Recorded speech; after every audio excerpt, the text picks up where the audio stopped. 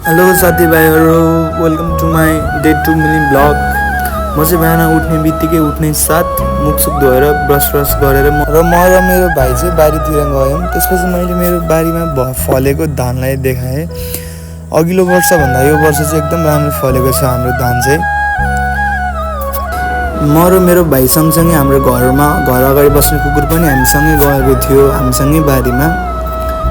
त्यसपछि मैले मेरो भाइलाई पनि देखाएँ। त्यसले चाहिँ दाइ तपाईँ खानु लाउनु भनेर दिएको थियो, मैले खाना तयार खा भने र त्यसलाई मैले हाइकन लगाएँ। त्यसपछि त्यसलाई मैले स्मार्ट वाच मात्र के किनिदिन्छु भनेको थिएँ। त्यसपछि त्यो त उफ्री नाच्न पो थाल्यो। र हामी चाहिँ बारीमा घाँस लिन आएको हुनाले हाम्रो मम्मीले पनि घाँस काटेर रेडी बनाइदिनु भइसकेको थियो। त्यसपछि मम्मीले भाइलाई पनि घाँस बोकाइदिनु भयो र भाइलाई मैले तानेँ। त्यसपछि भाइलाई अगाडि पठाएर मैले पनि पछि घाँसको बारी बोक्दै म पनि आएँ भाइको पछि। हामी घाँस बोकेर हिँड्ने बाटो चाहिँ हो।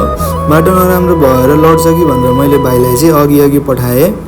त्यसपछि घरको सबै काम सकेर मैले मम्मी बाबालाई म क्लासतिर गएँ है भनेर म घरबाट क्लासतिर निस्किएँ। क्लास जाँदै मैले मलाई पनि देखाएँ। त्यसपछि अलिकति अगाडि गएपछि एउटा कस्तो राम्रो पुल आयो। त्यसपछि म चाहिँ ट्याक्कै पर्सातिर पुगेर म क्लास सकेर त्यसपछि म कामतर्फ लागेँ।